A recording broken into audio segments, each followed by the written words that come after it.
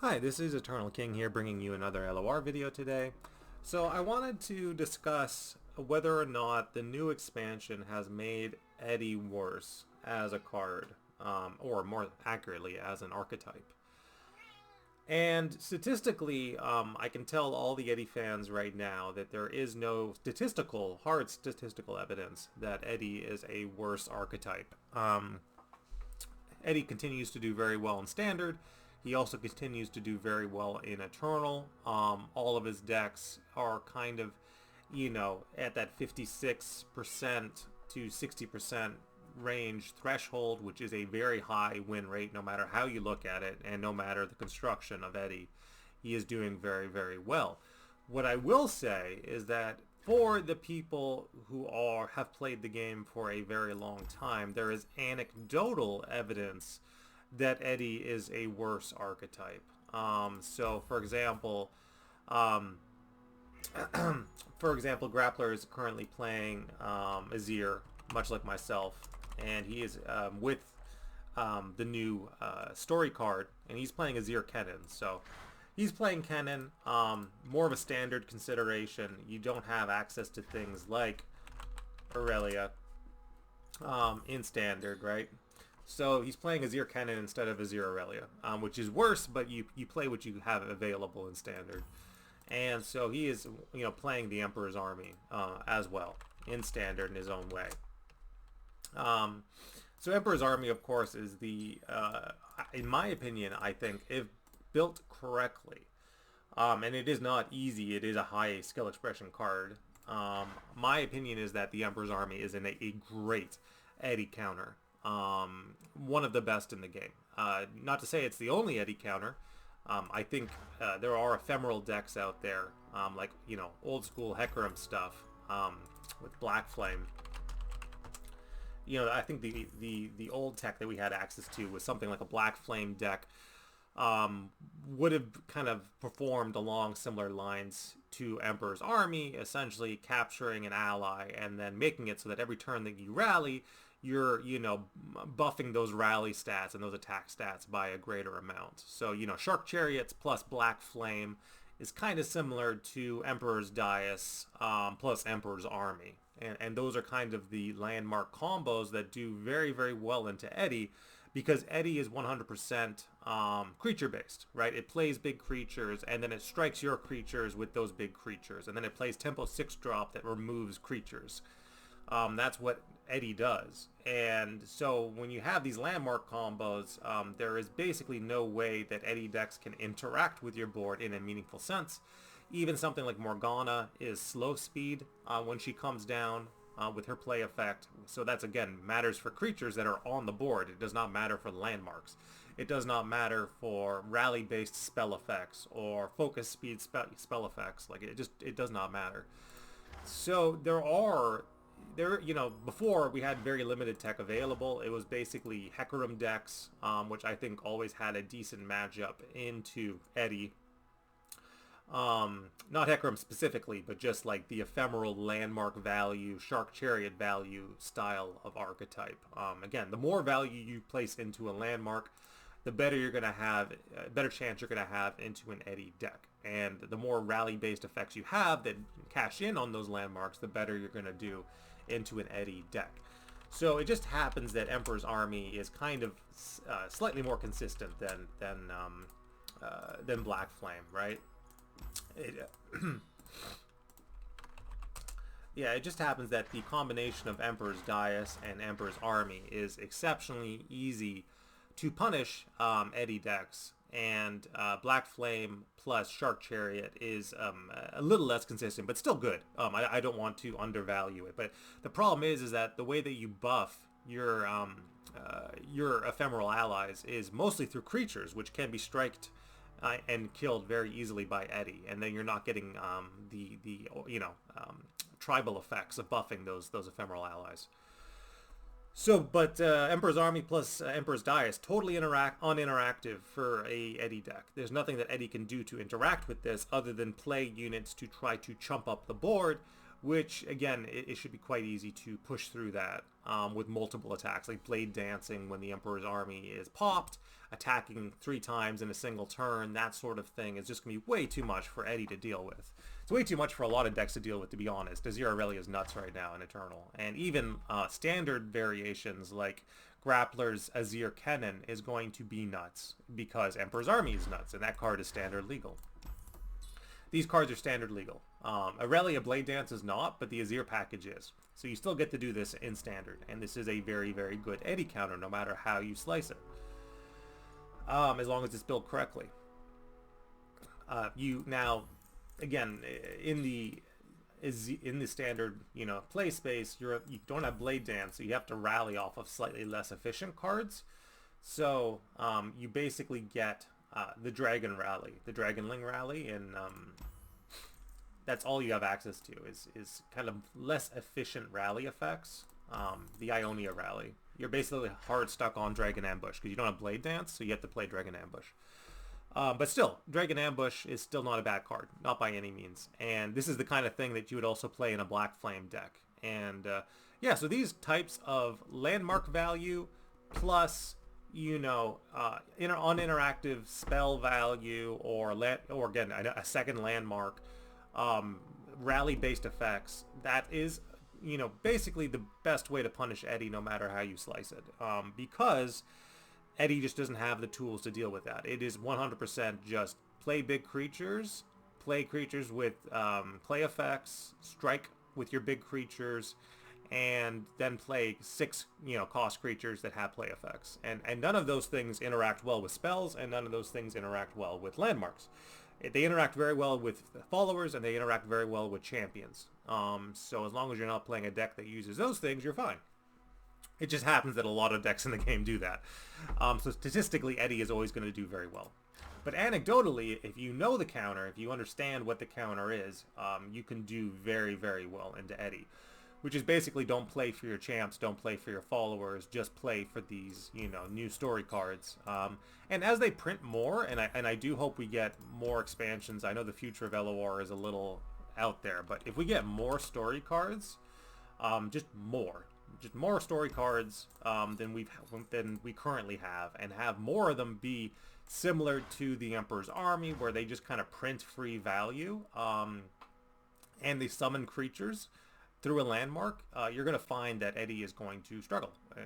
Eddy is going to struggle quite a bit. Because what else do you have that prints units in a landmark? You have like Rock Bears, right? And Rock Bears aren't amazing because they're a little slow. Like you look at what a Rock Bear does. And so compare this to Emperor's Army. This is countdown 3, summon a Grumpy Rock Bear for 2 mana. Takes 3 turns to summon a 5/5. Emperor's Army summons 2 1/1s that push 4 damage on turn 1. Countdown 0. Like, it just does it. It's such a better card that it's almost insane. Obviously, Rock Bear Shepherd is better because it just prints the card and gives you the body and lets you pull it out faster. But point being that imagine hibernating Rock Bear compared to Emperor's Army. It's not really a fair comparison. So more stories, I think, is just the best way to deal with Eddy. Already, anecdotally, people are doing very, very well. Myself included, Grappler included, people that kind of understand and have been playing the game long enough to see the weaknesses of what an Eddy deck does. They can punish Eddy quite easily. And so whether it is the Black Flame strat, which is a little more fragile, or it is Emperor's Army plus Emperor's Dais, but Black Flame plus Shark Chariot, these sorts of combos are plus Rally, right? And the Rally is the cash out. These sorts of combos are very, very, very good into Eddy decks. Are there other Rally-based decks that can do well into Eddy? Possibly. Again, the problem is that a lot of it is champ-focused, and a lot of it is creature-focused. So you think about something like Taric, right? Taric Rally. They're just going to strike your Taric. Right, they're going to play a 0/3 2-mana unit, and then they're going to buff that 0/3 stats, and then they'll either challenge Taric or they'll strike Taric, and then you don't get to do your rally combo stuff. So that's the problem, is that it's creature focused. A lot of rally effects are creature focused. Scout is, with Quinn, is 100% creature focused, and that's the problem, is that it needs to be landmark focused, rally based combos. And those things in particular are hard punishes for Eddy decks. Exceptionally hard for Eddy decks to deal with in any conceivable fashion. But the tools exist now, right? So Black Flame was a start. We got that card a while ago. Black Flame plus Shark Chariot was a card that we got a while ago. And it was the start of kind of pushing what landmarks can do in terms of their evaluation and their interactions with rally-based spell effects. Now we're getting Emperor's Army and plus Emperor's Dais, and like slowly this tech is, you know, revealing itself where, like, yes, landmarks can just hard carry games. They can. As we get more and more of that stuff, and as the population of LOR, you know, the community of LOR players kind of gets wise to that fact that you can just print landmark value, creature-based, you know, landmark value, and then, you know, have them interact well with rally-based effects, and like there's just nothing Eddy decks can do. There's nothing Eddy decks can do into that sort of deck style. But it needs to be recognized, and it's not an autopilot style of playing LOR. Like it's complicated, and it's challenging, and it's difficult. But yeah, it's almost like landmark-based combo effects is what I would call it. Landmark combo rally, like, well, let's shorten that into something, but that's the thing that beats Eddy decks right now, and only a very few select number of players are going to be running that because it is a very niche style of deck. But for those that can master it, whether it is Grappler, whether it is myself in Eternal or in Standard, we're going to have such a massive advantage over Eddy style of decks. At least I will personally, because again, I'm at like 100% win rate in the Eddy decks with Emperor's Army, because it's just like, you know, pop Eddy's Army on turn 5, you know, attack 3 times in a single round, and like there's just nothing that anyone can do about that. It's just the brutal combo. Like it's almost old school OTK Lee Sin stuff. It's Lee Sin without the creature-based interaction weakness. It's very non-interactive. That's not true. There is landmark interaction, so like you can just blow up Emperor's Army. It's not hard to do, but you have to be running the tech and the deck to do so.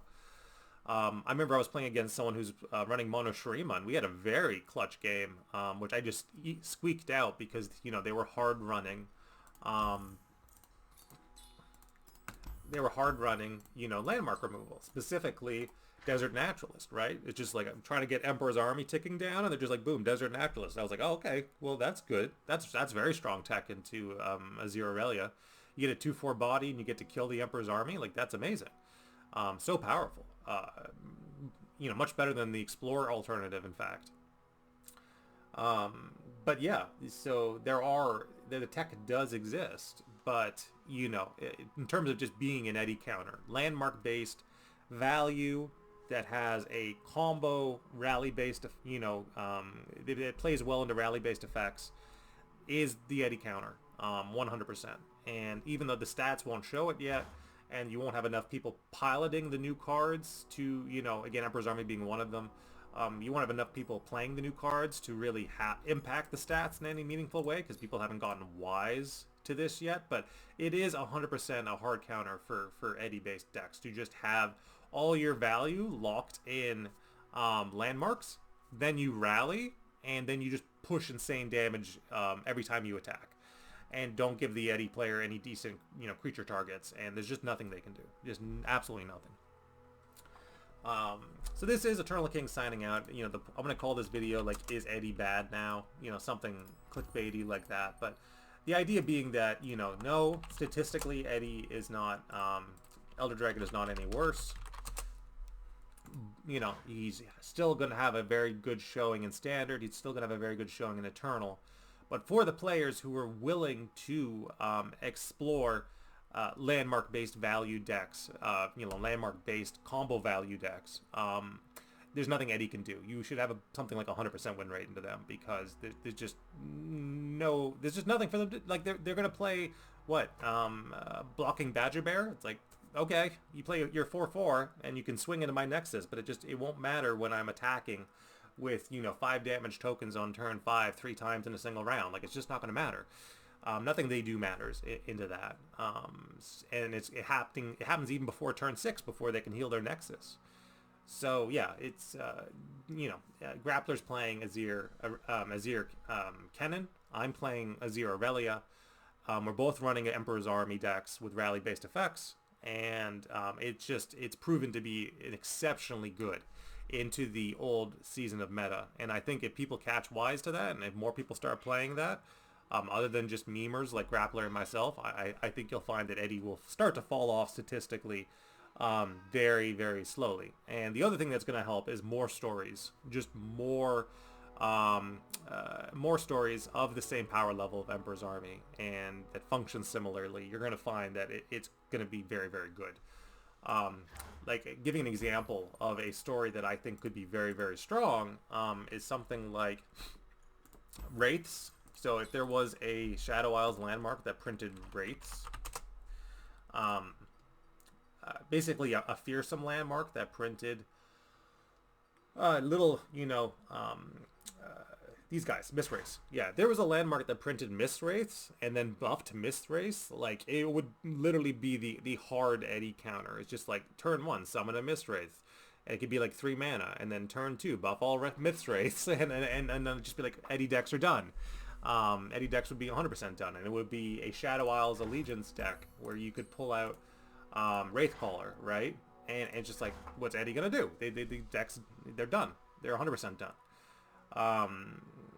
Because you're just swinging with massive, Mist Wraiths, and a lot of that value is locked into a landmark, and then you could throw in some sort of rally-based effect on top of that, and boom. And you wouldn't even really need the rally-based effect, to be honest. Just like burst speed Mist Wraiths would feel quite strong.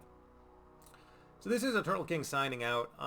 So again, just talking about, is Eddy worse? And is Eddy getting progressively worse as time progresses?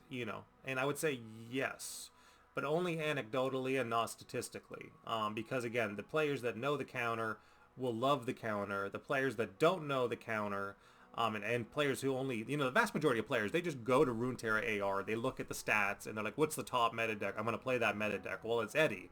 And then you're going to play Eddy into Eddy, and that's the meta, right? That's what a meta is. That's the majority of what people are going to do in LOR. But for the small number of people who follow people like me, who follow people like Grappler, they'll see that the tech does exist to counter Eddy. This is Eternal King, signing out.